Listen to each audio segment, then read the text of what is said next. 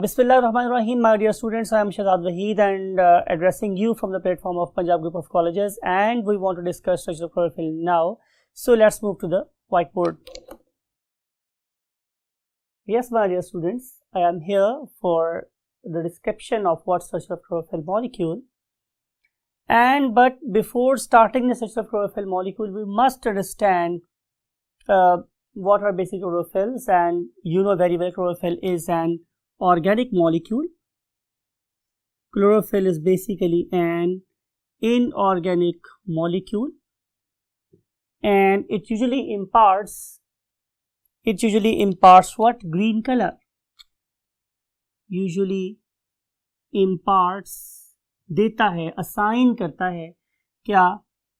Green color to the plant cell, to the plant cells, right. अगली बात क्या है स्टूडेंट्स कि ये जो मेरे पास क्लोरोफिल है, इसकी चार टाइप्स कौन कौन सी? क्लोरोफिल ए, बी, सी और डी, जो किस में पाई जाती हैं?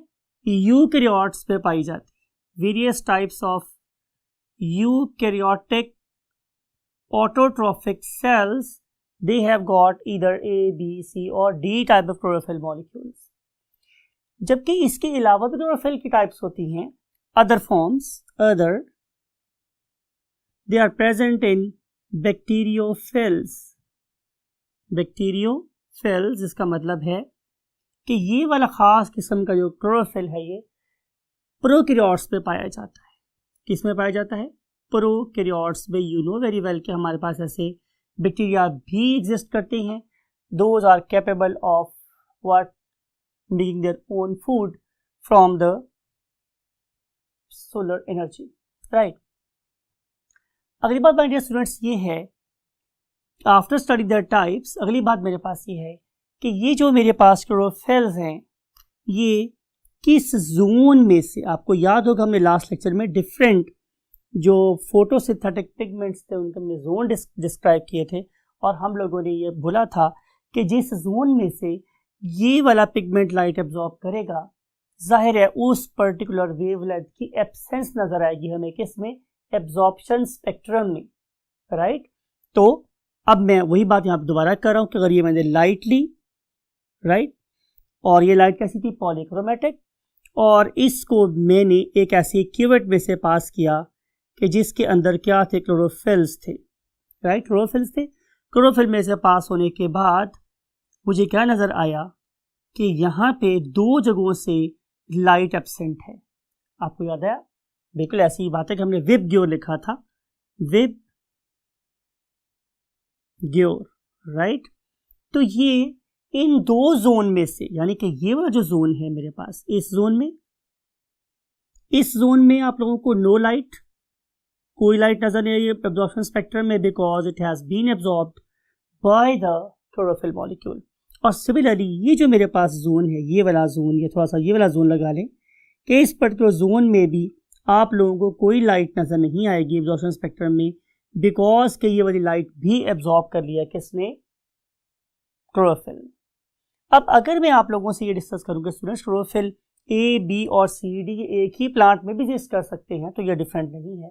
इनके केमिकल फार्मूला में बहुत थोड़ा फर्क है, लेकिन ये इस पर्टिकुलर जोन में भी हर एक क्लोरोफिल की लाइट एब्जॉर्ब करने की जो सलाहियत है वो वेरी कर रही है। कोई ज़्यादा इंडिगो लाइट एब्जॉर्ब कर रहा है, कोई ज़्यादा ब्लू लाइट एब्जॉर्ब कर रहा है, कोई रेड एब्जॉर्ब कर रहा है, कोई ऑरेंज रेड एब्जॉर्ब कर रहा है। तो ये जो डाइवर्सिटी है ये डेफिनेटली इन पर्टिकुलर केमिकल्स के फॉर्मूला की वजह से आ रही है। मिसाल के तौर पे हम लोगों ने यहाँ पे क्लोरोफिल ए का फॉर्मूला आप लोगों के लिए ऑलरेडी लिख के रखा हुआ है। लुक एट दिस, इसमें कार्बन क्या है? 55, हाइड्रोजन कितनी है? 75, ऑक्सीजन कितनी है? 5, नाइट्रोजन कितनी है? 4 और मैग्नीशियम कितनी है? 1। अब जरा आई नीड योर अटेंशन, बात को थोड़ा गौर से सुनिएगा माय डियर स्टूडेंट्स, कि अगर C55 ही रहे, राइट, नाइट्रोजन 4 ही रहे और Mg एक ही रहे, लेकिन इन दोनों के अंदर सिर्फ ओवरऑल डिफरेंस एक वाटर मॉलिक्यूल का हो, वो कैसे कि यहां पर हो जाए H70 और ऑक्सीजन यहां पे एक बढ़ जाए, वो हो जाए कितनी 6। तो ओवरऑल डिफरेंस कैसा हुआ, यानी कि दो हाइड्रोजन के एटम कम हुए और एक ऑक्सीजन का एटम बढ़ गया। तो ओवरऑल डिफरेंस कितना पड़ा, जस्ट 1 वाटर मॉलिक्यूल का। और इस 1 वाटर मॉलिक्यूल डिफरेंस की वजह से मेरे पास क्लोरोफिल की 2 वैरायटीज प्रोड्यूस हो गई। और अगले हम ये डिस्कस करेंगे कि ये बेसिकली वैरायटीज उनके आपस में आइसोमरिज्म की वजह से डेवलप हुई है। वो कैसे डेवलप होती है उसको हम स्ट्रक्चर में जाके देखते हैं। So let's move to the what parts of the chlorophyll molecule, and for this purpose we want to move the next 1/3 of the board. Look at this structure of chlorophyll. Structure of chlorophyll molecule. अब मैं chlorophyll molecule को देखूं तो like phospholipids इनके भी मेरे पास क्या बन जाते हैं, 2 एंड्स बन जाते हैं। एक को हम बोलते हैं क्या, हाइड्रोफिलिक एंड, और एक को हम नाम देते हैं हाइड्रोफोबिक एंड। आप लोगों को चैप्टर नंबर 2 याद है, हाइड्रोफिलिक, फिलिया मीन्स लव, यानी कि ये ऐसा एंड हो क्लोरोफिल मॉलिक्यूल का जो पानी के अंदर रहना पसंद करता है या पानी से इंटरेक्ट करके खुश होता है। लेकिन ये वाला ऐसा एंड है जिसको पानी से खौफ है, फोबिया मीन्स हेट, फियर। तो हाइड्रोफोबिया का मतलब ये है कि ये अवॉइड करता है वाटर को, ठीक है। और हाइड्रोफिलिया का मतलब क्या है कि लव वाटर मॉलिक्यूल्स, ये तो पानी से लव करने वाला एंड होगा उसका। अब जब मैं इसको लिखता हूं कि इसमें कौन सा एंड हाइड्रोफिलिक और कौन सा एंड हाइड्रोफोबिक है, तो इसके लिए आप एग्जांपल लें अपने माइंड में एक किसी की, झंडे की, फ्लैग की। और फ्लैग में आप देखें कि जो ऊपर वाला चौड़ा हिस्सा है झंडे का, चले हम उसको ड्रॉ कर लेते हैं आप लोगों के सपोर्ट के लिए। ये समझ लें, ये मेरे पास एक झंडा बन गया ना। तो इस पर्टिकुलर झंडे में एक ऊपर वाला फ्लैट एंड है, चौड़ा हिस्सा है, और एक ये मेरे पास इसकी बांस है या डंडा है जो कि बहुत थिन है और नीचे की तरफ डिसेंड कर रहा है। तो ये जो नीचे वाला एंड है ये हाइड्रोफोबिक है, इसको पानी से डर लगता है, राइट। और ये वाला जो इसका एंड है फ्लैग का ऊपर वाला फ्लैट एंड, ये बेसिकली कैसा है, हाइड्रोफिलिक है, इट लव्स वाटर, राइट। और फिर जैसे ये झंडे का ये वाला जो एंड है ये चौड़ा है, ऐसे ही क्लोरोफिल के मॉलिक्यूल का ऊपर वाला एंड काफी ब्रॉड है and it is very beautifully adapted to absorb the light. अब कैसे एब्जॉर्ब कर सकते हैं, जाहिर है मैं मैक्सिमम एब्जॉर्प्शन कैसे कर सकता हूं, बाय ब्रॉडनिंग द सरफेस, बस सरफेस को चौड़ा कर लूं। तो नेचर ने क्लोरोफिल मॉलिक्यूल के ऊपर वाले सरफेस को कि जो हाइड्रोफिलिक उसे चौड़ा सा बना दिया, खुला सा बना दिया। और इसको बताने के लिए हमें जिस चीज की जरूरत है बिल्कुल सेंटर में, उसका नाम क्या है, मैग्नीशियम। आए हम देखते हैं कि क्लोरोफिल का जो हेड है, मीन्स ये फ्लैग जैसा पार्ट, उसकी क्या स्ट्रक्चर है। तो पहली बात स्टूडेंट्स ये है कि क्लोरोफिल का जो ऊपर वाला हेड है, इस पूरे स्ट्रक्चर को जब हम ड्रॉ करने वाले हैं उसे नाम क्या देते हैं students, porphyrin ring. Porphyrin ring ये वाला पार्ट है, और इसके नीचे ये जो टेल लगी हुई है इसे हम नाम देते हैं क्या, फाइटोल टेल, राइट। इन दोनों के मिलने से क्या बन गया, क्लोरोफिल का मॉलिक्यूल। आए हम लोग पहले पोरफायरिन रिंग की बात करें। इसको बनाने के लिए आप लोगों को चाहिए स्टूडेंट्स बिल्कुल सेंटर के अंदर क्या, एक मैग्नीशियम आयन, एक मैग्नीशियम का एटम चाहिए। It is similar to the iron in haemoglobin. आपको याद होगा हीमोग्लोबिन के अंदर भी 4 पॉलीपेप्टाइड्स थी, तो इस वाले केस में भी मेरे पास 4 क्या है, पायरोल रिंग्स हैं। ये देखिए मैं ड्रॉ कर रहा हूं आप लोगों के लिए, 1 2 3 एंड 4, ये 4 एक्सटेंशन है। और इनके साथ जो पायरोल रिंग्स हैं वो हेट्रोसाइक्लिक है। इसका मतलब ये है कि वो 2 किस्म के एटम के मिलने से बने हुए हैं। One of them is nitrogen, nitrogen, nitrogen and nitrogen, right. और जो बाकी 5 एंड्स हैं, बाकी 4 जो एंड्स हैं सॉरी, वो किसके बने हुए हैं, कार्बन के। तो जो आपको पता है कि ऑर्गेनिक केमिस्ट्री में हम जहां कॉर्नर्स पे कुछ भी देते हैं उसका मतलब यह है कि वहां पे क्या होगी, कार्बन होगी। इसका मतलब है यहां भी कार्बन है, यहां भी और यहां भी, ये 4 जगहों पे कार्बन। हम ऐसा ही कार्बन कार्बन कार्बन कार्बन और इनका लिंक बॉन्ड यहां ड्रॉ कर लेते हैं। और same is the case here, 1 2 3 and then 4 यहाँ ड्रॉ कर लो। And same is the case here.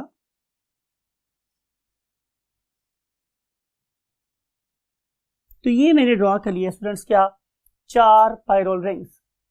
अभी जो मेरे पास 4 पायरोल रिंग्स हैं ये आपस में जुड़े हुए किसके थ्रू कार्बन ब्रिज, यानी कि अगर मैंने इसको इससे लिंक करना है तो यहाँ पे कार्बन है जुड़ा हुआ है ऐसे, अगर मैं इसको इससे जोड़ना चाह रहा हूं तो यहाँ पे भी एक कार्बन इसके थ्रू जुड़ा हुआ है।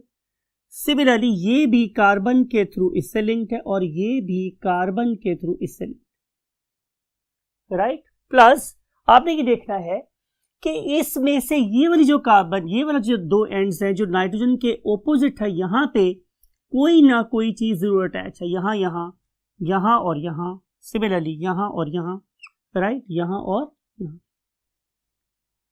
चीफली यहाँ पे क्या अटैच होता है स्टूडेंट्स, मिथाइल ग्रुप CH3।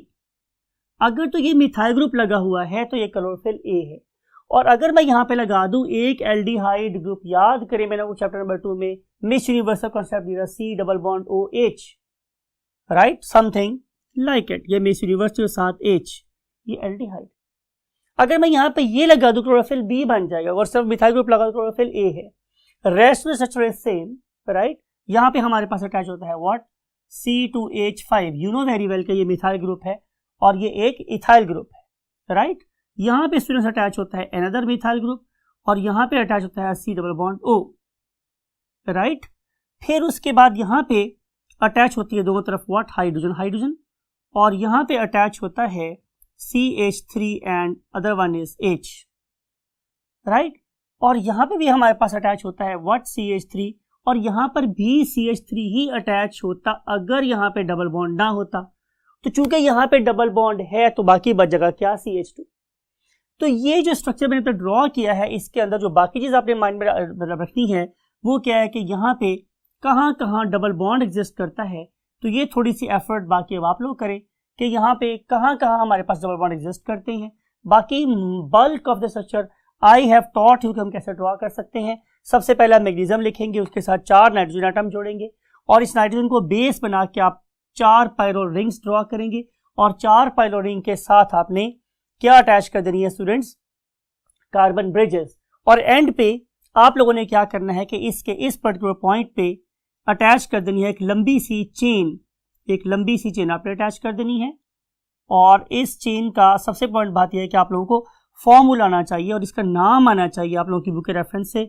इसका नाम है स्टूडेंट्स फाइटोल चेन। इसका नाम क्या है स्टूडेंट्स, फाइटोल चेन। और इस फाइटोल चेन के अंदर हमारे पास 20 कार्बन होते हैं और 39 हाइड्रोजन एटम्स होते हैं। और ये जो मेरे पास फाइटोल चेन है दिस वन, ये वाली, ये मैंने बोला था आप लोगों से कि ये हाइड्रोफोबिक होती है, और इसके हाइड्रोफोबिक होने में भी अल्लाह रब्बुल इज़्ज़त की आर्किटेक्चर नजर आ रही है। वो क्या कि ये हाइड्रोफोबिक टेल बनाने का सबसे बड़ा लॉजिक, हिकमत या दानाई ये है कि जिस पर्टिकुलर मेम्ब्रेन में, मींस थैलेकॉइड मेम्ब्रेन की बात कर रहा हूं, तो वहां पे इसने एंकर होना है, वो भी क्या है, हाइड्रोफोबिक। वो भी कैसी है, हाइड्रोफोबिक। सो आपको पता है कि हाइड्रोफोबिक चीज़ों के साथ ज़्यादा अच्छी सिंक्रोनाइज होती हैं। तो नेचर ने थैलेकॉइड मेम्ब्रेन के हाइड्रोफोबिक पार्ट के साथ इस क्लोरोफिल मॉलिक्यूल की हाइड्रोफोबिक टेल को क्या कर दिया, अटैच कर दिया, और अब ये उसके अंदर बड़ी आसानी से क्या हो सकती है, एंकर हो सकती है। ये folded structure, you know very well. और इस पर्टिकुलर स्ट्रक्चर में से हम इस पर्टिकुलर चीज को क्या बोलते हैं, antenna, because is going to absorb what, various types of wavelength. जैसे डिस्कस कर चुका हूं मैं पहले से कि इन स्लाइट वेरिएशन से हमारे पास क्लोरोफिल की वेरियस टाइप्स प्रोड्यूस होती हैं, और इनका सबसे बड़ा एडवांटेज है वो ये है कि being different types of chlorophyll in the same leaf, this particular leaf is capable of absorbing what, various types of wavelengths from the solar radiation and carry out the process of photosynthesis more efficiently, right? तो ये है हमारे chlorophyll की structure और उसके different types के होने की हिकमत या लॉजिक। अगली बात यह है कि हमारे पास स्टूडेंट्स आ जाते हैं अदर फॉर्म्स ऑफ पिगमेंट्स, ठीक है ना। और अदर फॉर्म्स है ना, उन्हें हम लोग नाम क्या दे सकते हैं, एक्सेसरी पिगमेंट्स। और ये जो मेरे पास एक्सेसरी पिगमेंट्स हैं, जैसे हम डिस्कस पहले कर चुके हैं कि उनमें हमारे पास कैरोटिनॉइड्स होते हैं, ठीक है। फिर हमने डिस्कस किया था कि हमारे पास कैरोटीन्स होते हैं, and then we found what xanthophylls. अब हमें ये बात अंडरस्टैंड करनी है कि ये डिफरेंट किस्म के फोटोसिंथेटिक पिगमेंट्स हैं, राइट। एक तो रीजन मैंने डिस्कस कर ली कि इनकी सबसे बड़ी हिकमत दनाई ये है कि डिफरेंट किस्म की वेवलेंथ्स को हम क्या कर सकते हैं, हार्वेस्ट कर सकते हैं, और एनर्जी गेन करने के जो स्पेक्ट्रम है उसे हम ब्रॉड कर सकते हैं। पहला काम तो मेरे पास ये हुआ, लेकिन जो दूसरा और इम्पोर्टेंट काम वो ये है स्टूडेंट्स, इट इज बिलीव्ड कि ऐसा भी पॉसिबल हो सकता है कि मेरे पास सोलर रेडिएशंस हमारी एनर्जी की जो रिक्वायरमेंट है उससे बहुत ज़्यादा हो, और इसी तरह से ये भी हो सकता है कि वो हाई एनर्जी रेडिएशंस मेरी प्लांट के लीफ के लिए बड़ी हार्मफुल हो। तो फिर क्या करना चाहिए कि हम उस पर्टिकुलर हार्मफुल किस्म की रेडिएशन को लें और उसे लेस हार्मफुल में कन्वर्ट करें, और लेस हार्मफुल से हम उसे इवेंचुअली यूजफुल वेवलेंथ में कन्वर्ट कर लें या यूजफुल एनर्जी पैकेट में शिफ्ट कर लें। तो ये भी माना जाता है कि ये जो हमारे पास कैरोटिनॉइड्स और कैरोटीन और ज़ैंथोफिल्स जैसे मॉलिक्यूल्स हैं, they are acting as a shield, वो शील्ड के तौर पे काम कर रहे हैं, और जो एनर्जी है वो पहले इन हाई एनर्जी मॉलिक्यूल्स के पास आती है, और फिर वो energy in high energy molecule से लो एनर्जी मॉलिक्यूल की तरफ मूव करती है, दैट इज बेसिकली क्लोरोफिल। तो ये भी बिलीव किया जा रहा है कि ये basically act as a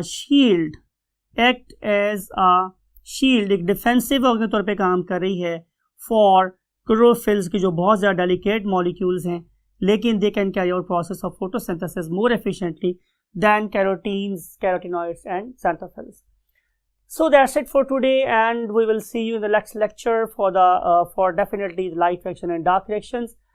And again, as per my request, I always request you all time and again that please take very good care of your great parents, and always listen lecture with open eyes, open brain and this stuff, so that you may have the better picture of the mechanisms of life. Till next lecture.